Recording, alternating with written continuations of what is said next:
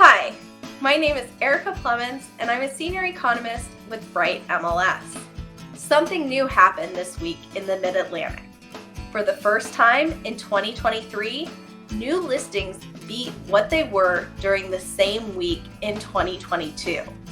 We're going to want to monitor those weekly statistics to see if this is the start of a trend or not.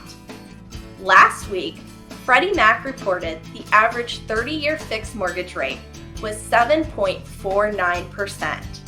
We'll get an update on Thursday, as well as see how CPI, the Consumer Price Index, is moving.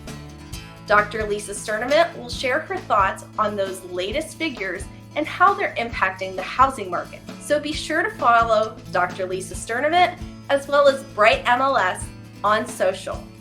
See you next week.